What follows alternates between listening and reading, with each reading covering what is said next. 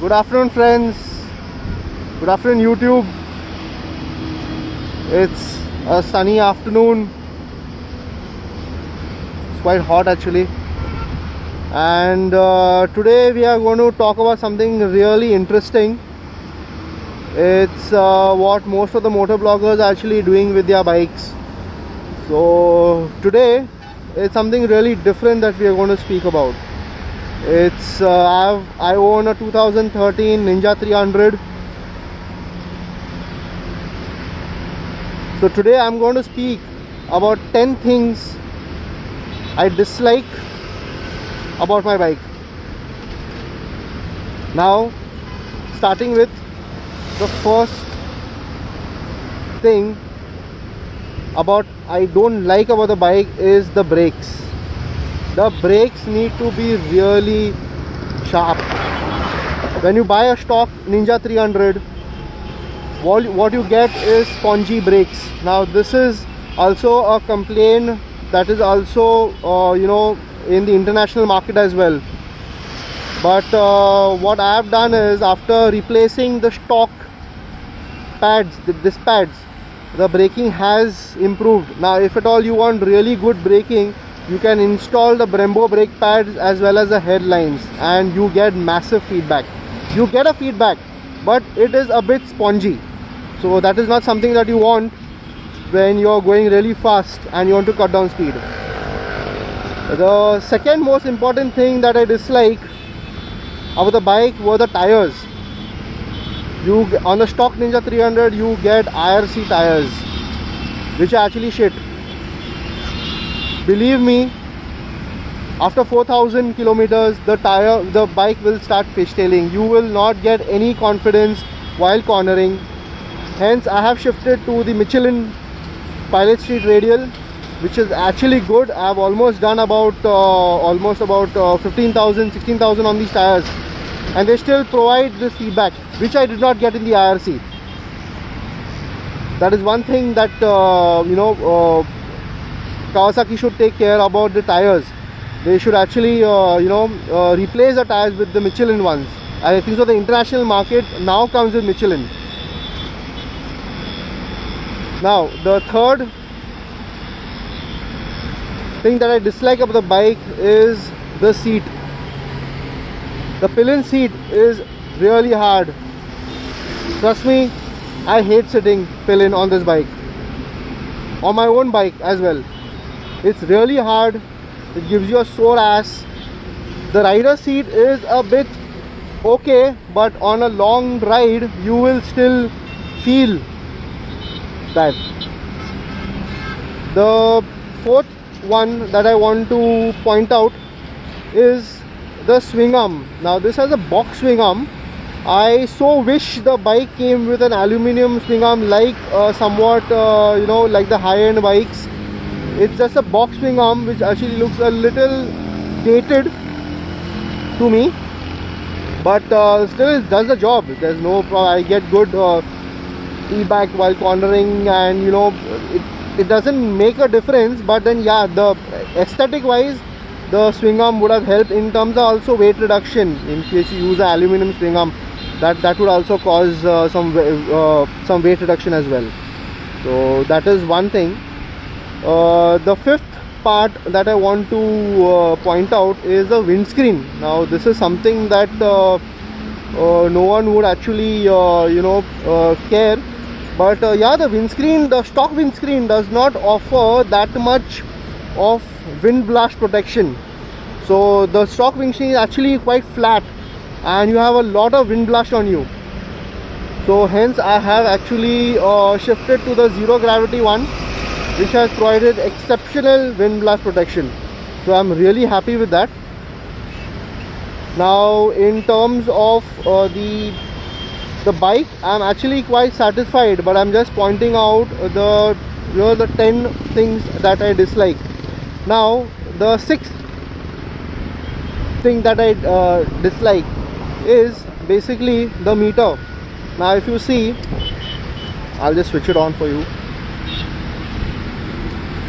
You have readouts like the clock, you have the trip, you have the fuel gauge, you have the RPM, the analog RPM, but you don't have a mileage counter. You have an eco riding indicator here, which I'll just show you. There, the eco riding mode, so you know that you're riding sane, you're riding in the proper gear, proper RPM. But yes, in terms of some added feature, I like the feature on the Ninja 650 which has the mileage counter. It gives you your average consumption, so that is something that I really like on the Ninja 650, which I would actually like on this bike. So that is something that I don't like. It should have been little more informative on the speedometer. Now the seventh aspect which I want to point out is the rear fender. I have no issues with it. It looks cool. It's almost like a tail tidy. But what happens in rains? I use this bike in rains. This part is completely washed out with muck. My bag takes a beating. If I'm not wearing a bag, my jacket, my back will take a beating. The muck actually flies out from here. So this is something I don't like in rains. Now yeah, you can install a tire hugger and all that, but I have not done it. But I would definitely like a little extension here, at least a little. The muck really flies really bad in rains. So that is something that I dislike. One more thing is a very important aspect is spares availability. Now spares availability, now this bike is actually serviced at KTM Pro Biking, so they take care of the spares and the servicing aspect. Now spares availability, now for example for my sprocket, I actually had to wait about 2 weeks. For my suspension I had to wait about 1 week. So there are not much spares. Sometimes I have actually not found an oil filter in the service center. Something very basic as an oil filter. So spares availability is a bit of a pain, but the only thing, if you manage it well, if you know your sprocket is wearing out, you can order it in advance so that you don't have to face the the problem of weight in case of an emergency. So you can definitely do that. The eighth aspect which I want to speak out is in regards to the spares cost. Now that's a very important aspect when you are maintaining your bike. Now when you're maintaining your bike, you will definitely think of the ownership. Now I have had this bike for about almost close to 3 years, 2 years 9 months to be precise, and yes, the spare parts really damages your pocket. So that is something that I would like to point out, that the spare parts cost is exorbitantly high. The brake pads, for example, they cost about 1900. Come on man, 1900. The chain sprocket comes for around 17 grand. The rear shock which I just changed set me back by 26 grand. So that is something that really puts you back in terms of owning it. Though the spare parts are actually top-notch quality, you won't find any quality defect, nothing, but still it definitely causes a pinch to your pocket.